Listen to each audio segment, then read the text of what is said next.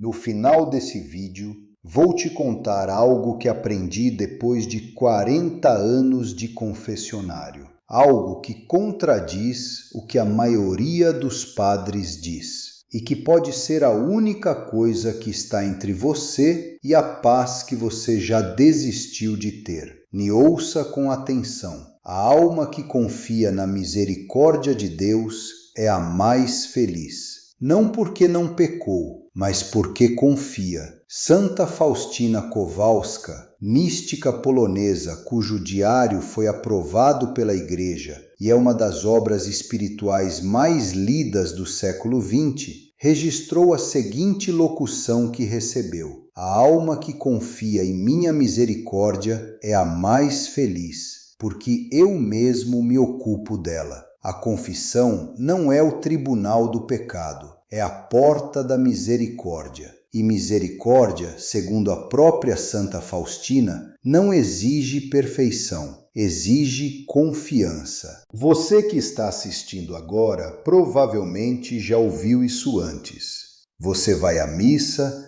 reza o terço, acende sua vela e mesmo assim carrega uma coisa que você sabe o nome, mesmo que nunca tenha dito esse nome em voz alta para ninguém. Fique comigo, porque o que vou falar hoje não é sermão de domingo, é o que ninguém te diz. Meu nome é Padre Sebastião Neves Barbosa, sou padre da Diocese de Mariana, em Minas Gerais, e faz 40 anos que ouço confissões. Eu sempre fui cuidadoso com esse tipo de assunto. Não gosto de misturar espiritualidade com sensacionalismo, mas o que vou compartilhar aqui não é opinião minha, é o que os maiores santos e teólogos da Igreja documentaram ao longo de séculos, e é o que eu vi se repetir dezenas de vezes no confessionário, no rosto de pessoas que chegaram pesadas e saíram leves. Cresci em Conceição do Mato Dentro. Minha avó Eunice tinha o costume de varrer o quintal antes do amanhecer. Certa manhã, eu devia ter uns 9 anos, perguntei por que ela varria ainda escuro. Ela parou, apoiou a vassoura no peito e disse: Sebastião, sujeira que você deixa acumular de noite, de manhã já virou crosta. Levei mais de 20 anos de confessionário para entender o que ela quis dizer sobre a alma. A maioria das pessoas que chegavam até mim não carregavam um pecado recente. Carregavam uma crosta antiga que ninguém tinha tido coragem de nomear. Antes de continuar, preciso te dizer o seguinte: hoje vou fazer 3 revelações. A terceira é a mais importante e é a que eu prometi ali no início. Não pule, não adante. Cada uma prepara a próxima. E a terceira vai fazer sentido total só quando você tiver ouvido as 2 primeiras. Agora me deixa te apresentar algo que os maiores confessores da história da Igreja identificaram com precisão. São João Maria Vianney, o cura d'Ars, padroeiro dos sacerdotes, recebia até 400 pessoas por dia em seu confessionário no século XIX. Ele dizia com frequência que o confessionário não é uma sala de julgamento, é um lugar de encontro, e que a maior tristeza de um padre confessor não é ouvir pecados graves, é perceber que alguém foi embora sem dizer o que veio dizer.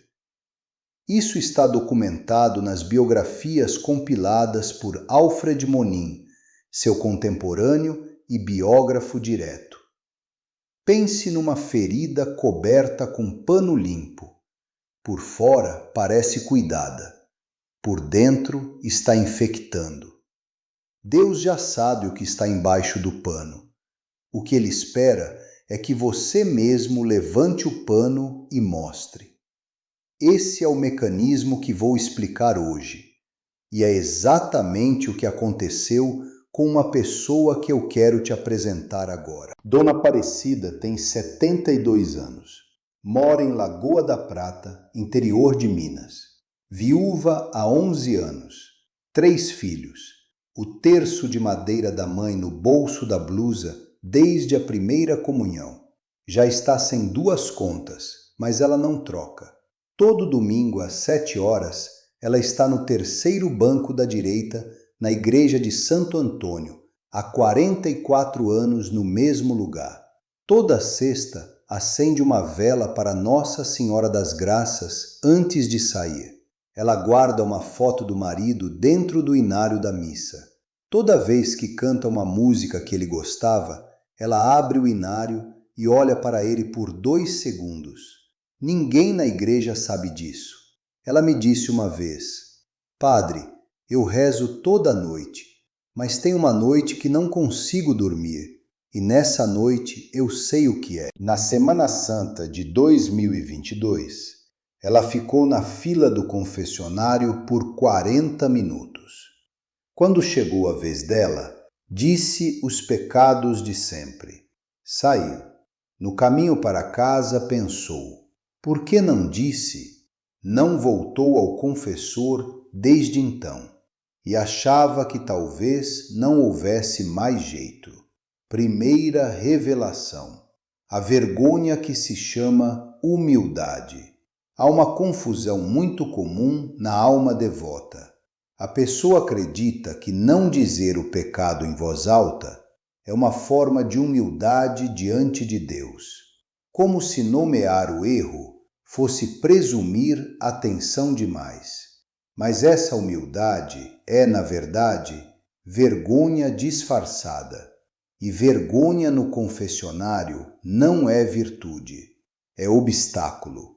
Deus já sabe o que está embaixo do pano. O que Ele espera é que você mesmo levante e mostre.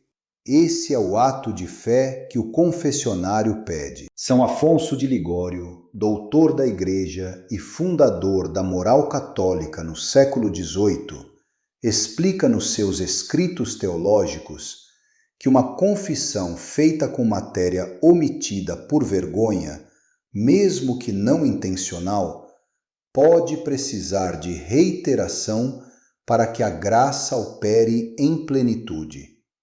Não porque Deus não perdoou, mas porque você não recebeu ainda o que estava disponível para você. Uma mulher de 71 anos chegou ao meu confessionário e confessou os pecados de sempre. Ao sair, voltou. Ficou parada na porta. Disse: Padre, tem mais uma coisa. O que ela disse em 30 segundos era o que ela carregava há 35 anos. Eu a absolvi. Ela chorou. Não de tristeza, de leveza. Disse que era como se tivesse tirado uma pedra das costas que ela já nem sentia o peso, porque havia esquecido que estava lá. Agora, antes de ir ao confessionário, faça isto. Pegue um papel. Escreva uma frase. O que eu nunca disse para nenhum padre é: não mostre para ninguém. Não precisa terminar a frase toda. Só comece. Se a mão travar, é sinal de que você chegou no lugar certo. Leve esse papel com você. Não precisa ler. Só ter no bolso já é o suficiente para dar coragem. Você vai pensar: mas eu já me confessei disso uma vez, já está resolvido. E eu entendo esse pensamento. Ele é até generoso consigo mesmo. Mas São Afonso de Ligório documenta que a graça disponível numa confissão plena é diferente da graça recebida numa confissão parcial. Não porque Deus seja menos generoso, mas porque o vaso que você abriu era menor. Se esse vídeo já chegou até você hoje, fique comigo porque isso não foi por acaso. Se você quiser que eu continue chegando até você com esse tipo de conversa, aperta o sininho aqui embaixo, não como favor para mim, como um cuidado com a sua própria fé. E se esse vídeo já tocou alguma coisa no seu coração antes mesmo de terminar, pressiona o joinha. Esse é o seu amém de abertura. Mas antes da segunda revelação, que vai fazer você parar e respirar fundo, quero que você entenda o que aconteceu com a Dona Aparecida depois que ela ouviu isso. Segunda revelação. A resignação que se chama paz. Com o passar dos anos, muitas almas devotas desenvolvem uma paz que, vista de perto, não é paz. É resignação espiritual. A pessoa para de se confessar com profundidade não porque está bem, mas porque se acostumou a estar como está. É como uma casa que foi ficando escura aos poucos. Cada lâmpada que apagou, a pessoa se adaptou. Hoje, ela circula no escuro com tanta naturalidade que não sente mais falta da luz. E quando alguém acende uma vela, ela até fecha os olhos, porque acostumou. Santa Teresa de Ávila, doutora da Igreja e reformadora do Carmelo no século XVI, escreveu no Livro da Vida, capítulo 19, que a maior armadilha da vida espiritual madura não é o pecado grave, é a tibieza confortável, o estado em que a alma nem avança nem recua e acredita estar em paz quando está, na verdade, parada. Eu vi esse padrão dezenas de vezes.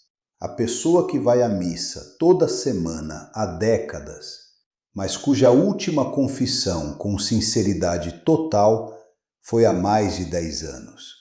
Não porque deixou de crer, mas porque em algum momento decidiu, sem perceber, que já era velha demais para mudar. Essa decisão não foi consciente, foi silenciosa e foi a mais cara que ela tomou. Aqui está uma instrução que vai parecer estranha.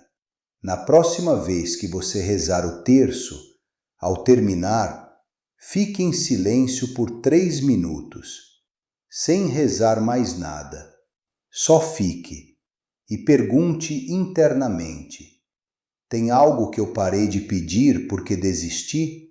O que aparecer nesses 3 minutos não é distração, é a resposta. Você vai pensar: mas eu me sinto bem na minha fé. Não estou em pecado grave. E essa é exatamente a sensação que Santa Teresa descreve. Não estou dizendo que você está errada. Estou dizendo que sentir-se bem e estar bem nem sempre são a mesma coisa na vida espiritual, e que só o confessionário tem o poder de dizer a diferença. Dona Aparecida riu dentro de uma igreja nesse dia. Não na missa de Natal. Num dia comum, depois de uma confissão comum numa quarta-feira de março. Pela primeira vez em anos. E esse riso foi o sinal de que a segunda lâmpada havia acendido. Agora chegamos à revelação que eu prometi lá no início. Fique comigo. Terceira revelação. A devoção que se chama escudo. Esta é a mais importante e a mais corajosa. Existe um padrão que eu chamo de devoção escudo. A pessoa usa sua vida de oração, suas missas, seus terços, suas novenas, não para se aproximar de Deus, mas para não ter que se aproximar demais. A devoção vira uma distância administrada. É como um filho que manda flores para o pai todo mês, mas nunca vai visitar. Porque visitar significa conversar de verdade. E conversar de verdade significa falar do que nunca foi dito. O padre Gabriele Amorth, exorcista-chefe do Vaticano por mais de 30 anos e autor de Um Exorcista Conta Sua História, documentou em seus arquivos pastorais que em muitos casos de perturbação espiritual em pessoas devotas, a raiz não era um pecado grave recente. Era uma confissão incompleta de décadas atrás que havia criado, com o tempo, uma área na alma onde nem a graça dos sacramentos subsequentes chegava com plenitude. Antes de entrar na instrução, me ouça com atenção. Vou descrever 5 sinais. Veja quantos você reconhece em si mesma. Primeiro, você reza muito, mas há muito tempo não chora na oração e não sente falta disso. Segundo, quando o padre fala de confissão na homilia, você pensa que isso é para quem está em pecado grave, não para você. Terceiro, você se lembra de um episódio específico da sua vida que nunca contou para ninguém. Quando vem à memória, você muda de pensamento rapidamente. Quarto, você tem uma devoção forte, reza com regularidade, mas sente que suas orações batem no teto, sobem, mas não chegam. Quinto, e esse é o que ninguém diz em voz alta, você já pensou ao menos uma vez que Deus me conhece? Ele sabe que sou boa pessoa? Talvez não precise mesmo falar isso. Se você se reconheceu em 3 ou mais desses sinais, essa revelação é diretamente para você. O Padre Amorth documentou algo que me gelou o sangue quando li pela primeira vez. Ele descreve que a área da alma onde a confissão incompleta criou distância não é vazia. Ela está ocupada pela história que a pessoa construiu sobre aquilo que nunca disse. E essa história cresceu ao longo dos anos, ficou sofisticada, ficou convincente e hoje ela parece mais verdadeira do que a misericórdia de Deus. Esse é o paradoxo central do vídeo de hoje.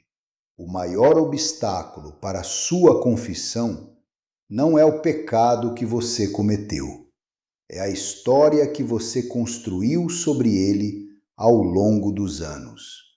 E essa história, não o pecado, é o que te mantém presa.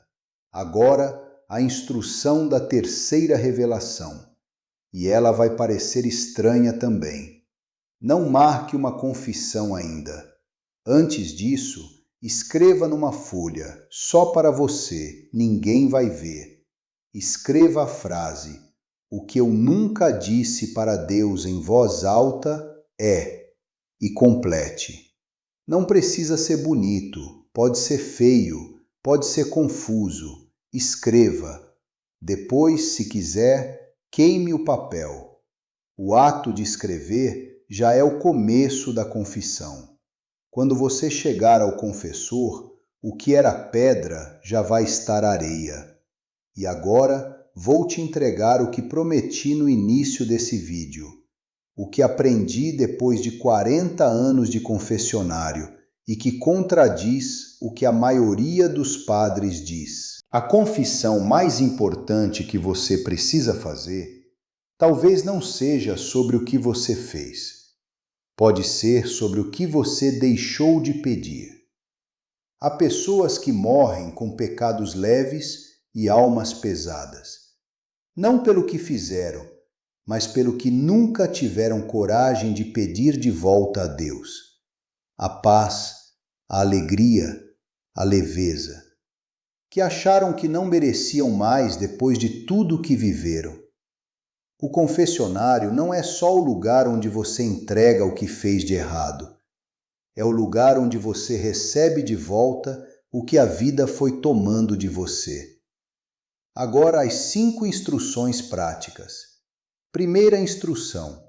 Esta semana, não na Semana Santa, não no Natal, esta semana comum, procure o confessor da sua paróquia, não para uma confissão longa, só para marcar, só para saber o horário. Esse passo quebra a inércia que já dura anos. Segunda instrução, e essa vai parecer contraintuitiva.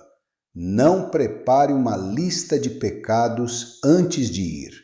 Prepare uma única frase. A frase que começa com as palavras: Padre, tem uma coisa que eu nunca disse. Quando você diz essa frase, o confessor sabe escutar. E você já não precisa mais encontrar as palavras certas. As palavras vêm.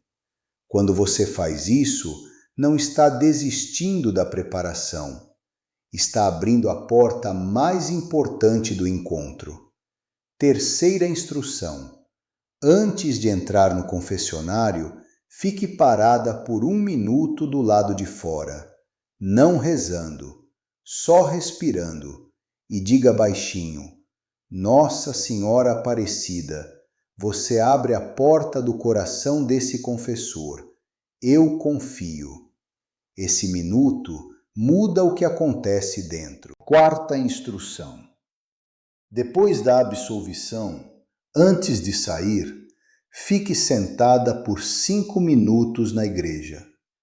Não rezando penitência ainda, só recebendo. A graça da absolvição não é um interruptor que liga na hora. É uma luz que precisa de silêncio para se espalhar. Esses 5 minutos de silêncio são a diferença entre receber a graça e ir embora sem ter percebido que recebeu. Quinta instrução, a mais difícil e a mais transformadora. Quando você sair da confissão, nessa mesma tarde, escreva o nome da pessoa com quem você tem uma conta aberta. Não para mostrar para ninguém. Não para resolver hoje, só para nomear. Porque nomear é o começo de tudo. E quando você faz isso, você está fazendo o que o amor de Deus faz o tempo todo. Ele não espera que você resolva. Ele espera que você nomeie. 3 semanas depois de tudo isso, Dona Aparecida foi ao confessionário numa quarta-feira comum. Não Semana Santa, não dezembro. Disse tudo. O padre ficou em silêncio por um momento e disse: Isso era tudo? Ela riu. Pela primeira vez em anos, riu dentro de uma igreja sem ser na missa de Natal. Disse depois para a vizinha: Parece que eu era uma casa fechada e alguém abriu a janela. Deus não precisa que você chegue sem pecado. Ele precisa que você chegue. Você tem tempo. A solução está nas suas mãos a partir de hoje. E a mudança começa em você antes de aparecer em qualquer outra coisa. Não prometo que vai ser fácil. Prometo que vai ser real. Vamos rezar juntos agora. Nossa Senhora Aparecida, Mãe do Brasil, e de cada filho e filha que está aqui comigo nesse momento. Você conhece o coração de cada pessoa que está assistindo agora. Você sabe o nome do que elas carregam.